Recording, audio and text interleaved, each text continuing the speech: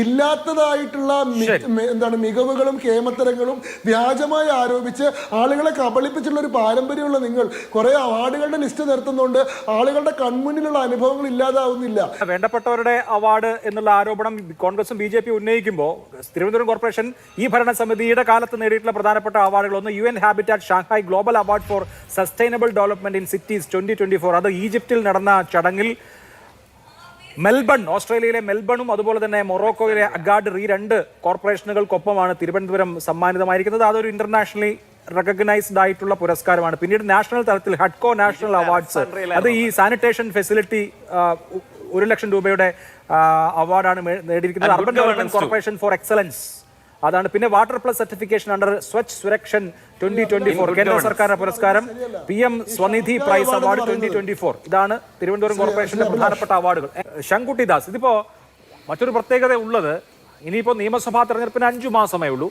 December 3-ാം വാരത്തിൽ തദ്ദേശ സ്ഥാപനങ്ങളുടെ തെരഞ്ഞെടുപ്പിന്റെ റിസൾട്ട് വരുമ്പോൾ ജില്ലാ പഞ്ചായത്തുകളിൽ 14 ജില്ലാ പഞ്ചായത്തുകളിൽ എത്ര, കോർപ്പറേഷനുകളിൽ എത്ര, വളരെ പ്രധാനപ്പെട്ട ഒരു കാര്യം. എനിക്ക് തോന്നുന്നു തെരഞ്ഞെടുപ്പ് നടക്കുന്ന പഞ്ചായത്തുകളുടെ 50% വിജയിച്ചാൽ തന്നെ ആ മുന്നണിക്ക് അടുത്ത ഭരണ സാധ്യത എന്നുള്ള നിലയിൽ കേരളത്തിൽ നടക്കുന്ന ഏറ്റവും ലാർജ് സ്കെയിലിൽ നടക്കുന്ന ഒരു എക്സിറ്റ് പോളായിട്ട് നമുക്ക് ഈ തെരഞ്ഞെടുപ്പിന്റെ റിസൾട്ടിനെ കാണാമല്ലോ. അങ്ങനെ നോക്കുമ്പോൾ അടുത്ത മെയ് മാസത്തിൽ കേരളത്തിൽ എന്ത് സംഭവിക്കും എന്നതിന്റെ ഒരു ചൂണ്ടുവിരലായി ഈ തെരഞ്ഞെടുപ്പിനെ അതിന്റെ റിസൾട്ടിനെ കാണാൻ പറ്റില്ലേ? തീർച്ചയായിട്ടും കാണാൻ പറ്റും. അതാണ് ഞാൻ ആദ്യത്തെ തവണ തന്നെ ഞാൻ ശ്രീ അമിത്ഷാ തിരുവനന്തപുരത്ത് വന്നപ്പോൾ അദ്ദേഹം ഈ തെരഞ്ഞെടുപ്പിനെ BJP എങ്ങനെ നോക്കിക്കാണുന്നു എന്നത് വിശദീകരിച്ചിരുന്നു. അല്ല, അദ്ദേഹം പറഞ്ഞ ഏറ്റവും രസകരമായി എനിക്ക് തോന്നിയൊരു കാര്യം, സാധാരണഗതിയിൽ നിയമസഭാ തെരഞ്ഞെടുപ്പ് നടക്കുന്നതിന് മുൻപേയുള്ള സെമി ഫൈനലായിട്ടാണ് നമ്മൾ ഈ തദ്ദേശ സ്വയംഭരണ തെരഞ്ഞെടുപ്പിനെ കാണുന്നത്. എന്നാൽ ഇത്തവണ ഇത് സെമി ഫൈനലല്ല, ഇത് തന്നെയാണ് ഫൈനൽ. ഈ ലോക്കൽ സെൽഫ് ഗവൺമെന്റ് ഇലക്ഷൻ 2025 തദ്ദേശ സ്വയംഭരണ തെരഞ്ഞെടുപ്പാണ് കേരളത്തിലെ BJPയെ സംബന്ധിച്ചിടത്തോളം ഫൈനൽ മത്സരം.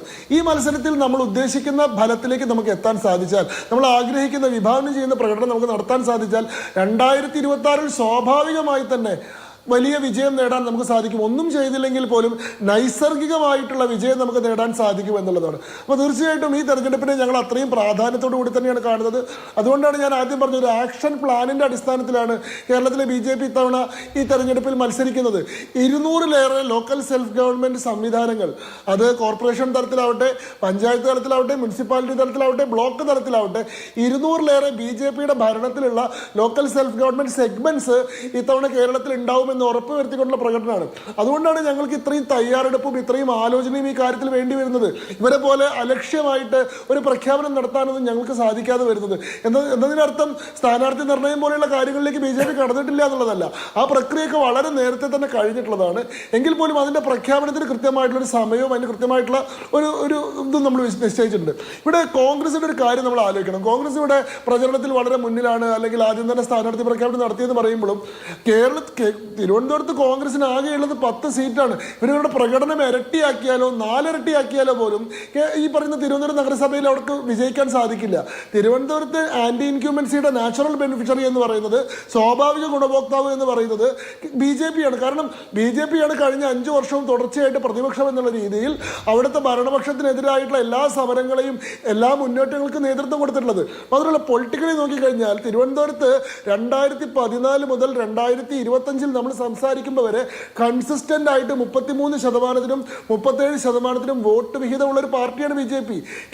തിരുവനന്തപുരം നഗരസഭയിൽ BJPക്ക് കണ്ണും പൂട്ടി വിജയിക്കാൻ കഴിയുന്ന 30 കോർപ്പറേഷൻ വാർഡുകളുണ്ട്.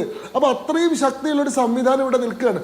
ആ BJPയുടെ കുതിപ്പിനെ തടയുകയും ഇടതുപക്ഷത്തെ തന്നെ ഭരണത്തിൽ തുടരാൻ സഹായിക്കുകയും ചെയ്യാനുള്ള ഒരു ചാവേർ മത്സരം എന്നതിലുപരി ഇവിടെ കോൺഗ്രസ് നടത്തുന്ന മത്സരത്തിന് യാതൊരു പ്രസക്തിയില്ല. കാരണം അവരെ തിരുവനന്തപുരത്തെ ജനങ്ങൾ തിരസ്കരിച്ചിട്ടുള്ളതാണ്.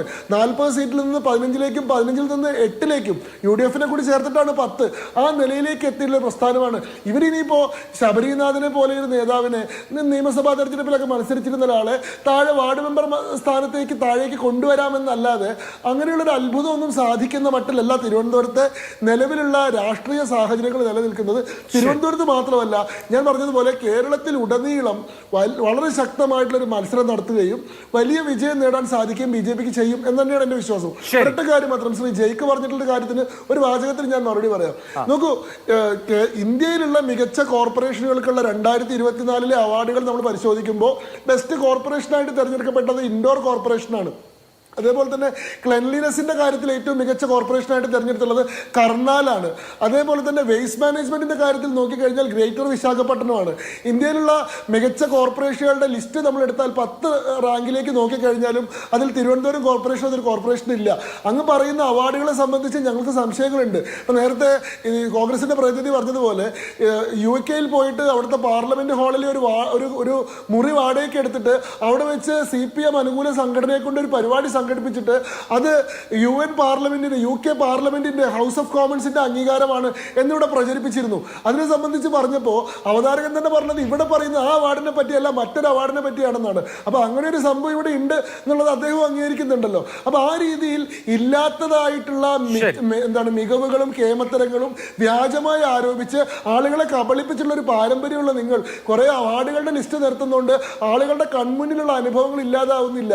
ഈ പറയുന്നത് പോലെ സ്വന്തക്കാരെ നിയമിക്കാൻ വേണ്ടിയിട്ട് ജില്ലാ സെക്രട്ടറിക്ക് കത്ത് കൊടുത്തത് ഉൾപ്പെടെ ആനാവൂർ താക്കപ്പന് കത്ത് കൊടുത്ത് PSC പിൻവാതിൽ നിയമനത്തിന് ശ്രമിച്ചത് മുതൽ ഏറ്റവും അവസാനം ഒരു ബസ് ഡ്രൈവറോടുള്ള വിരോധത്തിന് അയാൾക്കെതിരെ കള്ളക്കേസ് കൊടുത്തിട്ട് അയാളെ കൊടുക്കാൻ ശ്രമിച്ചത് വരെ, അതല്ലെങ്കിൽ ആറ്റുകാൽ പൊങ്കാലയുമായി ബന്ധപ്പെട്ട വേസ്റ്റ് മാനേജ്മെന്റിലും അവിടുത്തെ അടുപ്പുകൾ എടുത്തുകൊണ്ട് പോയതിലും വരെ നടത്തിയിട്ടുള്ള അഴിമതിയുമായി ബന്ധപ്പെട്ട ആരോപണ കാര്യത്തിലൊന്നുമുള്ള ജനങ്ങളുടെ മനസ്സിലുള്ള സംശയങ്ങളെ ദൂരീകരിക്കാൻ നിങ്ങളുടെ തന്നെ വേണ്ടപ്പെട്ടവരെ കൊണ്ട് നിങ്ങൾ കൊടുപ്പിക്കുന്ന ഈ അവാർഡുകൾ മതിയാവില്ല. ശരി, അല്ല, വേണ്ടപ്പെട്ടവരുടെ അവാർഡ് എന്നുള്ള ആരോപണം കോൺഗ്രസും BJP ഉന്നയിക്കുമ്പോൾ തിരുവനന്തപുരം കോർപ്പറേഷൻ ഈ ഭരണസമിതിയുടെ കാലത്ത് നേടിയിട്ടുള്ള പ്രധാനപ്പെട്ട അവാർഡുകളൊന്ന് UN habitat Shanghai global award for sustainable development in cities 2024. അത് ഈജിപ്തിൽ നടന്ന ചടങ്ങിൽ മെൽബൺ, ഓസ്ട്രേലിയയിലെ മെൽബണും അതുപോലെ തന്നെ മൊറോക്കോയിലെ അഗാഡ് ഈ 2 കോർപ്പറേഷനുകൾക്കൊപ്പമാണ് തിരുവനന്തപുരം സമ്മാനിതമായിരിക്കുന്നത്. അതൊരു ഇന്റർനാഷണലി റെക്കഗ്നൈസ്ഡ് ആയിട്ടുള്ള പുരസ്കാരമാണ്. പിന്നീട് നാഷണൽ തലത്തിൽ ഹഡ്കോ നാഷണൽ അവാർഡ്സ്, അത് ഈ സാനിറ്റേഷൻ ഫെസിലിറ്റി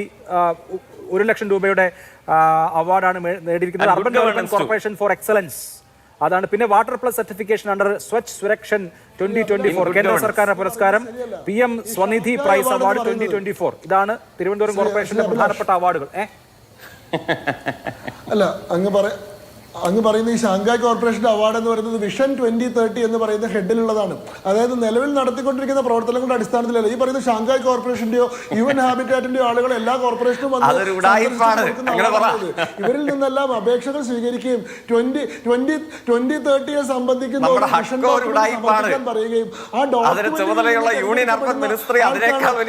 ഡോക്യുമെന്റിൽ നിന്ന് തെരഞ്ഞെടുക്കുമെന്ന ആളുകൾക്കാണ് ഈ അവാർഡ് കൊടുക്കുന്നത്.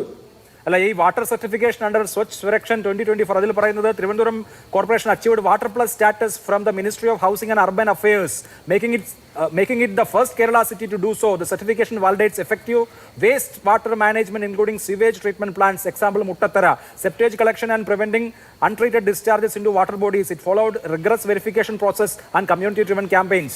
ഇത് കേന്ദ്ര സർക്കാരിന്റെ പുരസ്കാരങ്ങളാണ്. Svanidhi prize award PM Svanidhi എന്നാണ് ഞാൻ മനസ്സിലാക്കുന്നത്. SVANNIDHI വേറെ ഒരു അവാർഡാണ്. അത് സ്വനിധി അവാർഡെല്ലാം അത് ആത്മനിർഭർ നിധി സ്കീമിന്റെ എഫക്റ്റീവ് ഇംപ്ലിമെന്റേഷന് തിരുവനന്തപുരം കോർപ്പറേഷന് കിട്ടിയത്. ഹഡ്കോ നേരത്തെ പറഞ്ഞത് ഹഡ്കോയുടെ award for excellence in urban governance, one of the innovative drinking water distribution, sole winner in this category, and another for septage disposal. നല്ല ഡ്രിങ്കിംഗ് വാട്ടറും സെപ്റ്റേജ് ഡിസ്പോസലിനുമാണ് ഹഡ്കോയുടെ നാഷണൽ അവാർഡ്. ആദ്യമായിട്ടല്ലോ തിരുവനന്തപുരം നഗരത്തിൽ എത്രയോ വർഷങ്ങൾക്ക് മുമ്പ് ഏറ്റവും എഫക്റ്റീവ് ആയിട്ടുള്ള കുടിവെള്ള വിതരണ പദ്ധതി ഉണ്ടായിട്ടുണ്ട്. ട്രീറ്റ്മെന്റ് പ്ലാന്റ് എത്ര വർഷത്തിന് മുമ്പാണ് മുട്ടത്തറയിൽ ആരംഭിച്ചത്. ഈ ഭരണസമിതിയുടെ കാലത്ത് അവാർഡ് ഫണ്ടോടുകൂടി അത് നവീകരിച്ചു എന്നുള്ളതേ ഉള്ളൂ. അല്ലാതെ ഇത് 100 വർഷം മുന്നിൽ കണ്ടുകൊണ്ട് അരുവിക്കരയിൽ ജലം സംഭരിച്ചുകൊണ്ട് അവിടെ ഭരണസമിതിയുടെ കാലത്ത് തിരുവനന്തപുരം നഗരത്തിൽ ഏറ്റവും പുരസ്കാരങ്ങൾ ഇതൊക്കെ ഇത് 40 വർഷം നടപ്പാക്കിയിട്ടുള്ള അവാർഡ് കിട്ടിയത് ഇപ്പോഴാണ്.